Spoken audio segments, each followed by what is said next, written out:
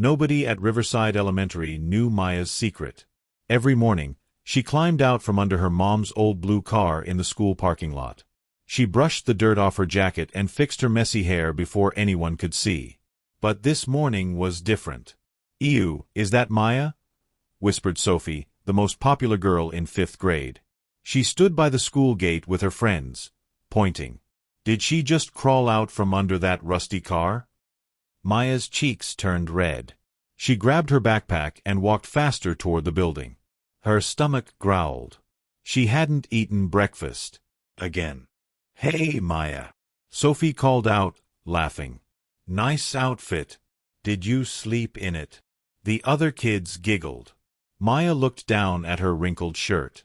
It was the same one she wore yesterday, and the day before that. She only had 3 shirts, and they were all getting too small. "Leave me alone," Maya whispered, pushing through the doors. Inside the classroom, Ms. Parker was writing on the whiteboard.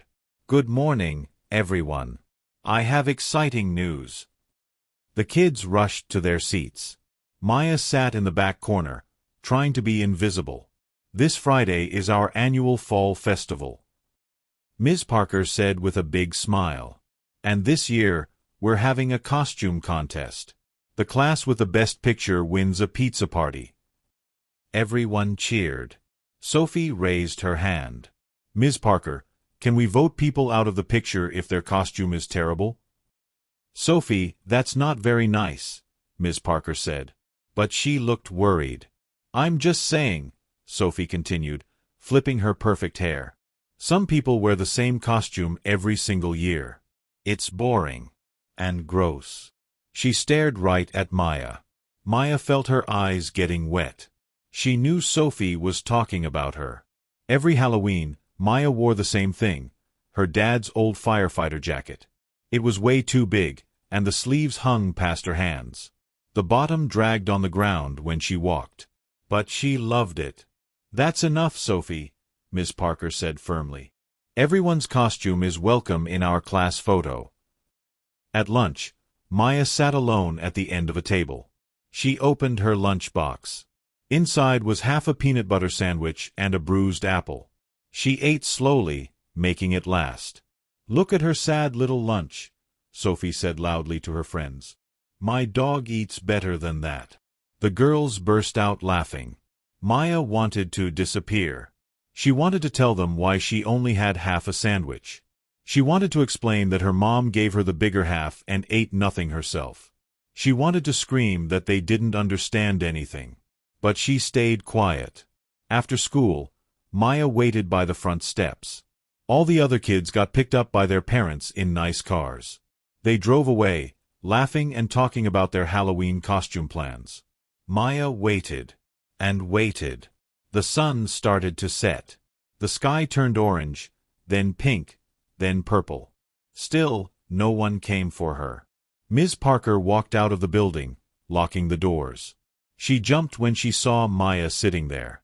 "Maya, what are you still doing here?" "Waiting for my mom," Maya said softly. "She's coming. She's just working late." Ms. Parker frowned. "Sweetie, it's almost 7 o'clock. School ended 3 hours ago." "I know. It's okay. She'll be here soon." Ms. Parker sat down next to her. "Maya, is everything all right at home?" Maya nodded quickly. Too quickly. "Because if you need help, you can tell me," Ms. Parker said gently. "I'm fine," Maya lied. "Really?" Just then, the old blue car pulled into the parking lot. Maya's mom, Emma, jumped out. Her hair was messy, and her eyes looked tired and red. "I'm so sorry," Emma called out, running toward them. "I'm so sorry." Ms. Parker stood up, crossing her arms. "Mrs. Chin, this is the 3rd time this month Maya has waited hours after school. What's going on?" "My boss made me stay late," Emma explained, breathing hard. "I couldn't leave. I tried to." "I don't want excuses," Ms. Parker interrupted. "I want your daughter picked up on time. And another thing, Maya needs a proper costume for Friday's contest. Can you manage that?" Emma's face went pale. Yes, of course. But Maya saw the fear in her mom's eyes. She knew what that look meant. They couldn't afford a new costume. They couldn't afford anything. Because Maya's secret was bigger than anyone knew. She and her mom didn't just spend time near that old blue car. They lived in it. That night, Maya and her mom sat in the car parked behind a grocery store. Emma had spread out blankets in the back seat to make it softer. A small flashlight hung from the ceiling so they could see. "Here you go, sweetie," Emma said, handing Maya a granola bar. "Dinner. Aren't you eating?" Maya asked. "I had a huge lunch," Emma lied, smiling. "I'm stuffed." Maya knew her mom was lying. She always lied about being hungry. But Maya ate the granola bar anyway because her stomach hurt so much. "Mom, about the costume contest." Maya started. "I know," Emma said quickly. "Don't worry. You'll have something to wear." "I want to wear Dad's jacket," Maya said. "Like I always do." Emma's eyes filled with tears. She looked away so Maya wouldn't see. "Honey, maybe this year we could try something different? Something new." "But I love Dad's jacket," Maya said. "It makes me feel close to him." "I know, baby. I know." Emma's phone buzzed. She looked at the screen and her face went white. "What's wrong?" Maya asked. "Nothing," Emma said, but her hands were shaking. "Let's get some sleep, okay?" The next morning, Emma woke up early. She needed to get to work before Mr. Davis, her boss, noticed she was late again. She worked at a big office building downtown, checking inventory and ordering supplies. "Maya, wake up," Emma whispered. "We need to hurry." They brushed their teeth using water bottles and changed clothes behind the tinted windows. Emma drove Maya to school, then rushed to work. But the morning traffic was terrible. By the time Emma ran into the office, she was 20 minutes late. Mr. Davis was standing by her desk, looking at his watch. "You're late." "Again," he said coldly. "I'm so sorry, Mr. Davis," Emma said, out of breath. "There was traffic and I—" "Stop," he interrupted. "I've heard all your excuses before. This is the third time this month." "I know, and I promise it won't happen again," Emma begged. "Please. I need this job." Mr. Davis sighed. "Look, Emma. You're a good worker. But I need someone reliable. Someone who shows up on time." "I am reliable," Emma said desperately.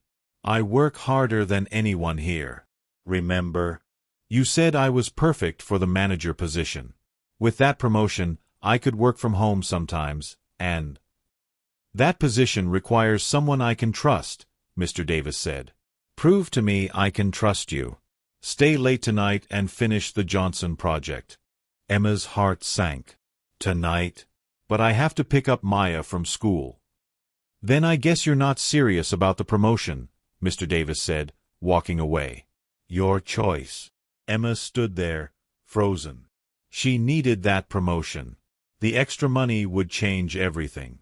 They could afford an apartment again. Maya could have her own room. They could eat real meals. But Maya was waiting for her at school. Emma pulled out her phone and called Maya. "Hi, Mom." Maya's voice sounded happy. "Hey, sweetie," Emma said, trying not to cry. "I have to work late tonight. Can you wait at school for me?"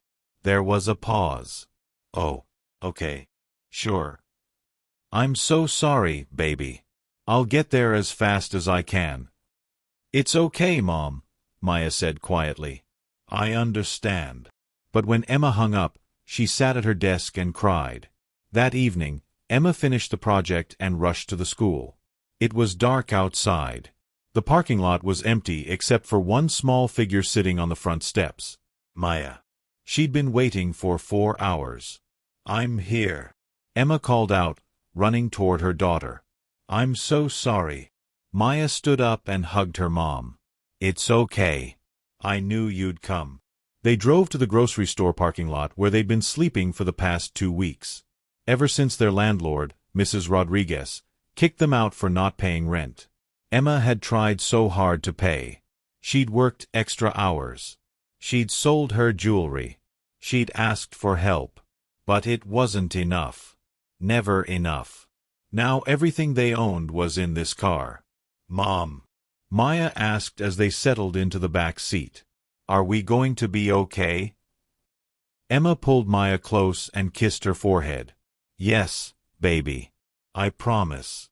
I'm going to fix this." "I'm not scared," Maya said. "You're the bravest person I know. Just like Dad was." Emma started crying. She tried to hide it, but Maya heard the sniffles. "Don't cry, Mom," Maya said, hugging her tight. "Dad would be proud of you. I know he would." Outside, the wind blew cold. Inside the car, they held each other and tried to stay warm. Tomorrow was the fall festival, the day of the costume contest. And Maya had a plan. Friday morning arrived with sunshine and excitement. The school parking lot filled with parents bringing their kids to the fall festival. Everyone wore colorful, expensive costumes. Sophie arrived dressed as a princess with a sparkling crown. "My parents spent $300 on this," she announced loudly. Maya climbed out of the back seat of the old blue car. She wore her dad's oversized firefighter jacket, just like every year. The sleeves covered her hands completely. The bottom dragged on the ground. "Oh my gosh," Sophie said, pointing. "She wore that same ugly thing again." "And did she just climb out of that car?" another girl whispered. "Does she live in there?" The kids started laughing and pointing. Emma got out of the driver's seat. Her clothes were wrinkled from sleeping in the car. Her hair was messy. She looked exhausted. "Come on, Maya," Emma said, taking her daughter's hand. "Let's go inside." Sophie's mom, Mrs. Bennett, walked over. She looked at Emma with disgust. "Are you seriously living in your car?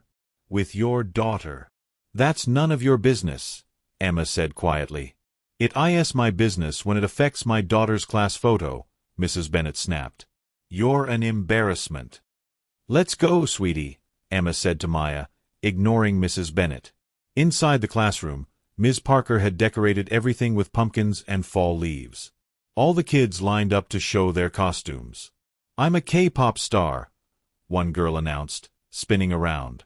"I'm a superhero," a boy shouted, flexing his muscles. "I'm a vampire queen," Sophie said proudly. "The prettiest vampire ever." Finally, it was Maya's turn. "Maya," Ms. Parker said gently, "would you like to tell us about your costume?" Sophie groaned. "Do we have to? It's the same boring thing every year." "I want to hear it," said a parent standing in the back. "Let her speak." Maya walked to the front of the room. She was so small that the big firefighter jacket almost swallowed her completely. "I'm dressed as a firefighter," Maya said in a quiet voice. "Because of my dad." The room went silent. "My dad was a firefighter," Maya continued. "His name was David Chen. 10 years ago, there was a huge fire at Riverside High School. It was nighttime, and the building was supposed to be empty." Emma stood by the door, tears rolling down her cheeks. "But my dad heard people screaming inside," Maya said. "There was a school play rehearsal that night. Lots of kids and teachers were trapped." Ms. Parker gasped. "Wait, the Riverside fire? That was—" "My dad wasn't working that night," Maya said. "But he and my mom were driving past when they saw the smoke. He didn't have his gear. He didn't have his team. But he ran inside anyway." The classroom was completely quiet now. Even Sophie had stopped smiling. "He saved a boy first," Maya said. "Then he went back in. He saved a teacher.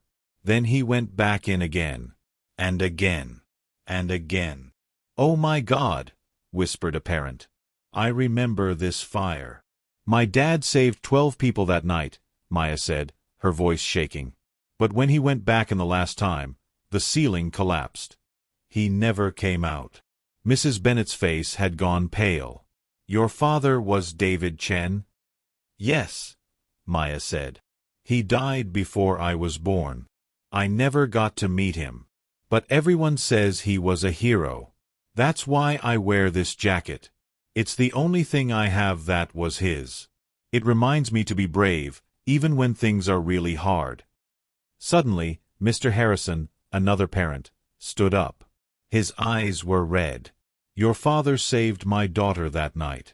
She was in that play rehearsal. If it wasn't for him. He saved my nephew, said another parent. He saved me, Miss Parker said, her voice breaking. I was a young teacher back then. I was directing the play. David Chen pulled me out of that building. Sophie looked confused. But you live in your car. Yes, Emma said, stepping forward. We lost our apartment. I lost my job yesterday. We have nothing left. But what we do have is pride. David Chen was a hero. And Maya is his daughter. She's braver and stronger than any of you will ever know. Sophie started crying. I'm sorry. I didn't know. I'm so sorry. Mrs. Bennet walked over to Emma. I owe you an apology. David Chen saved my son that night. I had no idea you were his wife. Here, said Mr. Davis, Maya's mom's boss, stepping out from the crowd. I came to surprise my daughter, but I heard everything. Emma, you're not fired. In fact, you're hired as our new manager. The position is yours.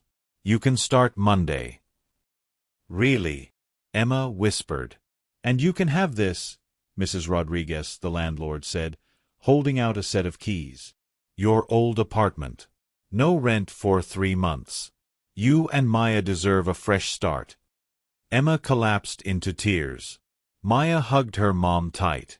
Now, Miss Parker said, smiling through her tears, let's take the best class photo ever. And Maya, you stand right in the front. Center stage. All the kids gathered around Maya. Sophie stood next to her and took her hand. I'm sorry, Sophie whispered. Your dad was a real hero. And so are you. The camera flashed. And for the first time in weeks, Maya smiled a real smile. That night, Maya and Emma slept in their apartment. In real beds. With full stomachs. Mom. Maya said in the darkness. Yes, sweetie. I think Dad would be proud of us. I know he would, Emma said, kissing her forehead. I know he would. If this story touched your heart, smash that like button and subscribe for more inspiring stories. Drop a comment below and tell us what you do for someone you love. See you in the next one.